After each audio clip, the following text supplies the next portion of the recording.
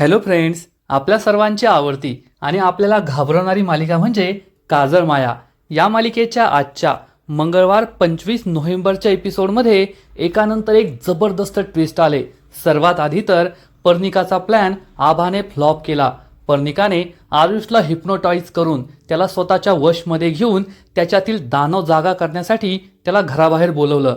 परंतु ऐनवेळेस आभा तेथे आली आणि तिने आरुषला भानावर आणलं. त्यामुळे पर्निकाचा खूप जळफाट झाला. पर्निकाने ठरवलं की आभा, आज तू आरुषला वाचवलं पण उद्या नाही वाचू शकणार. आणि मग दुसऱ्या दिवशी सकाळी पर्निका ही पुन्हा चेटकिनीमधून एक सुंदर युवती बनली. आरुषला कॉल केला आणि आरुषला तिने कॉलेजमध्ये बोलवलं आणि आता दिवसभर आरुषबरोबर थांबून ती त्याचा फायदा उचलण्याचा प्रयत्न करणार आहे. आणि तिने आभाला सुद्धा पुस्तकं आणायला बाहेर पाठवलंय, आरुषपासून लांब पाठवलंय. आरुष आणि आभा या दोघांची भेट होऊ नये म्हणून कनकदत्ता म्हणजेच पर्निकाची आई चेटकीन तेथे पोहोचली. एका म्हाताऱ्या बाईचा वेश तिने धारण केला आणि मी आजारी आहे असं तिने आभाला सांगितलं. पण त्याच वेळेस एक मोठा आरसा समोर आला आणि या आरशामध्ये आभाला दिसलं की या म्हातारी बाई दिसतच नाहीये. म्हणजे डोळ्यासमोर जी बाई आहे ती आरशात दिसत नाहीये. त्यामुळे तिला मोठा धक्काच बसला. आभाला समजलं की आपल्याबरोबर जी मावशी उभी आहे, म्हातारी बाई उभी आहे, ती माणूस नाहीये तर भूत आहे, चेटकीने. त्यामुळे ती खूप घाबरली. मग आता आभा पर्निकापासून आरुषला वाचू शकेल का? ती आरुषपर्यंत पोहोचू शकेल का? आभाचं पुढे काय होईल हे जाणून घेण्यासाठी हा व्हिडिओ शेवटपर्यंत नक्की पहा. पर्निका ही झाडावर बसलेली असते. तिची ती लाल साडी, लाल मोठी टिकली आणि तिचा एकूणच जो वेश असतो, जो अवतार असतो, तो खूपच भयानक असतो. तुम्हाला हे पाहून चांगलीच भीती वाटेल या शंका नाही. ती आरुषला आरुष आरुष अशी हाक मारत असते आणि तिच्या वशमध्ये असलेला हिप्नोटाईज झालेला आरुष हा घराबाहेर पडून तिच्या दिशेने येत असतो, जेथे पर्निका झाडावर बसलेली असते. पर्निकाने जमिनीवर तो मंतरलेला लाल कपडा टाकलेला असतो. एकदा का आरुषने या लाल कापडावर पाय ठेवला की त्याच्यातील चांगली शक्ती निघून जाईल आणि त्याच्यातील राक्षस, त्याच्यातील दानव जागा होईल आणि मग मी आरुष बरोबर स्वतःच्या बाळाला जन्म घालू शकेल, असा विचार, असा प्लॅन पर्निकाने बनवलेला असतो. आणि आरुष या कापडावर पाय ठेवणार, पर्निका खुश होणार.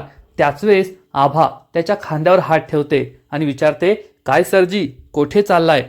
आरुष या कापडावर पाय न ठेवता मागे वळून पाहतो आणि त्याचं संमोहन तुटतं. तो पर्निकाच्या वशमधून बाहेर येतो आणि मागे वळून पाहतो. पर्निका खूप चिडते. तिचे ते पांढरे डोळे, लाल टिकली, लाल झालेला चेहरा, हे सगळं खूप भयानक असतं. तेव्हा आभा ही आरुषला विचारते, आरुष, तू येथे काय करतोय? झोपेत चालत आला की काय? आरुषला समजतच नाही की मी एवढ्या रात्री असा अचानक बाहेर कसा काय आलो. तो म्हणतो, मी तर शांत घरी झोपलो होतो. तेव्हा आभा त्याची चेष्टा करते, अरे मला तर वाटतंय तू झोपेत चालत चालत येथे आलाय. ती हसू लागते. आरुष चिडून म्हणतो, नाही आभा, मला चेष्टा मस्करी नकोय. मला खरंच कळत नाहीये मी या ठिकाणी कसा आलो. मी तर घरी शांत झोपलो होतो. आरुषला आठवतं की जेवणानंतर त्याने बॅगेमध्ये असलेलं गोड खाल्लं. त्यानंतर त्याला शांत झोप लागली. तो घरी झोपला होता. मग तो इथे कसा आला हाच प्रश्न त्याला पडतो. आभा त्याला समजावून सांगते, आरुष, जास्त हायपर होऊ नको, जास्त टेन्शन घेऊ नको. कधीकधी दिवसभर घडलेल्या घटनांचा आपण विचार करत असतो आणि झोपेत आपल्याला स्वप्न पडतात आणि माणूस झोपेत चालू शकतो. तुला हे रोज तर नाही होत ना. एखाद्या दिवस घडलं तर एवढं घाबरायची गरज नाहीये.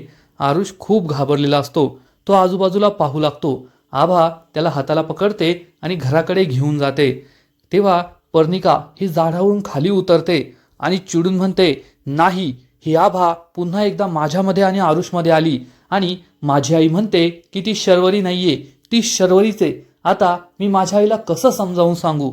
तेवढ्यात कनकदत्ता तेथे येते आणि म्हणते, पर्निके, सगळं पाहिलंय मी, पण आभाने असं काहीच वेगळं केलं नाहीये.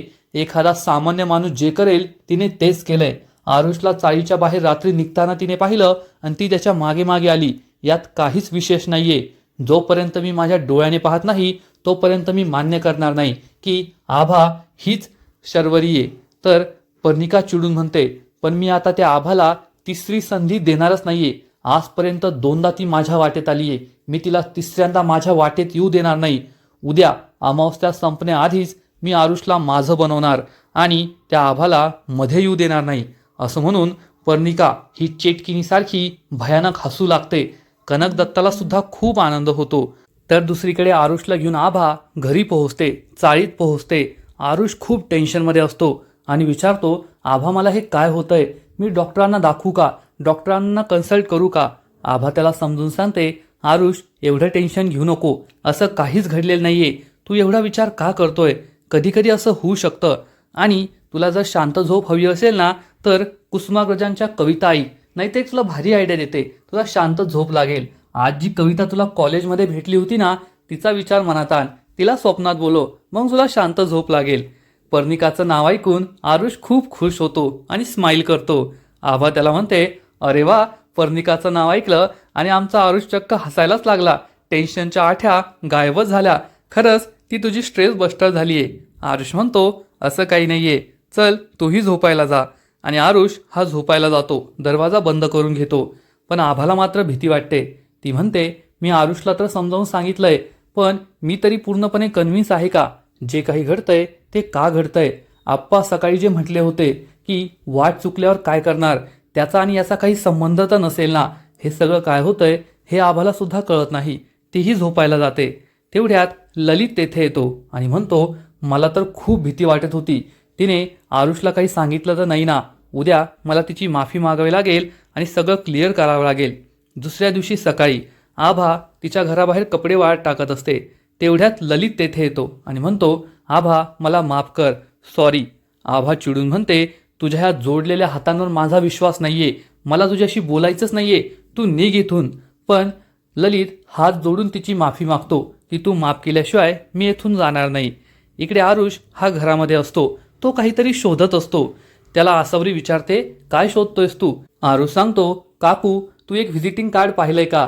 मी नानांसाठी त्या डॉक्टरांचा नंबर आणला होता ना, त्यांचा नंबर लागत नाहीये, ते उचलत नाहीये. हॉस्पिटलचा नंबर असला तर त्यांचा दुसरा कॉन्टॅक्ट मिळू शकतो. तेव्हा उर्वी आणि आसावरीला आठवतं की आसावरीनेच हे व्हिजिटिंग कार्ड फाडून फेकलं होतं. उर्वी आरुषला काही सांगणार, इतक्यात आसावरी तिला थांबवते आणि आरुषला म्हणते, अरे आरुष तू नीट ठेवायचं सांभाळून, रद्दीत कुठे गेलं असेल. आरुष म्हणतो, हो खरंच माझी चूक झाली, मी तुला सांभाळायला द्यायला पाहिजे होतं. तेवढ्यात आरुषला पर्णिकाचा कॉल येतो. आरुषला आश्चर्याचा धक्काच बसतो. आरुष बाजूला बोलायला जातो तर आसावरी ही उर्वीला इशारा करते, त्याला काही सांगायचं नाही की ते कार्ड मीच फाडलंय. आरुष विचारतो, तू मला कॉल कसा केला? तुला माझा नंबर कसा मिळाला?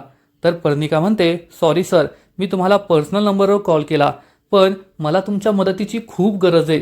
मी तुम्हाला सांगितलं होतं ना, तो माझा PhDचा रिसर्च पेपर मला 7 दिवसांनी सबमिट करायचा आहे, पण तो मला उद्याच सबमिट करायचा आहे आणि एका दिवसात हे कसं होणार? मला देशपांडे सरांनी तुमचा नंबर दिलाय. मी तुम्हाला डिस्टर्ब तर करत नाहीये ना? तुम्ही माझी मदत कराल ना?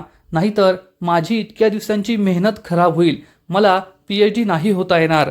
असं म्हणून ती खूप विनंती करते.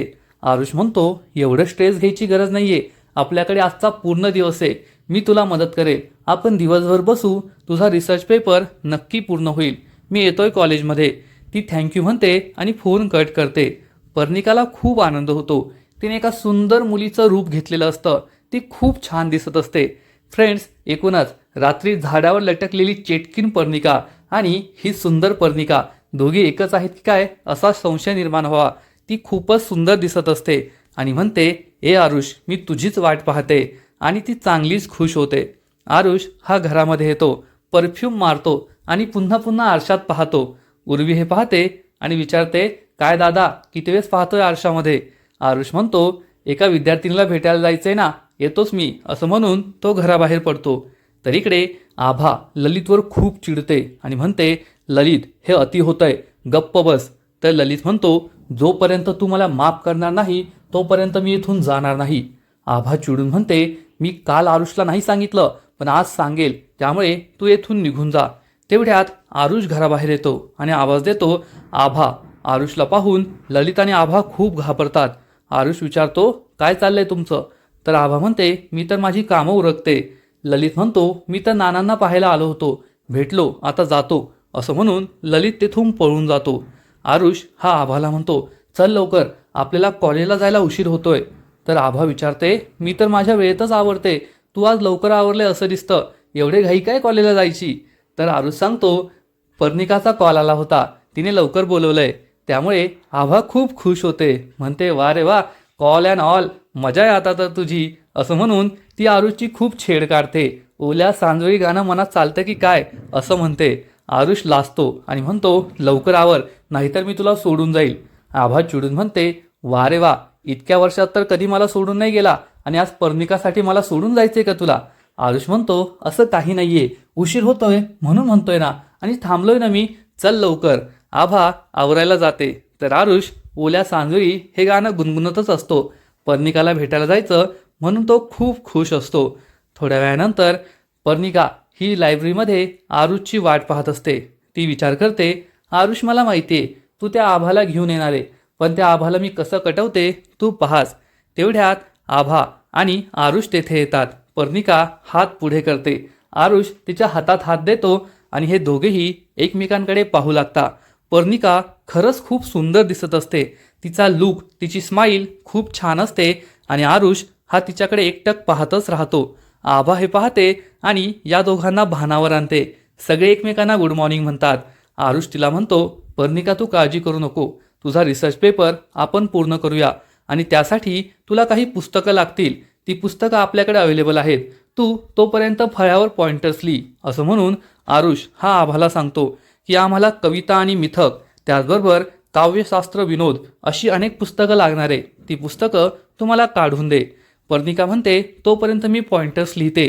ती फळ्यावर सगळे पॉइंटर्स लिहू लागते.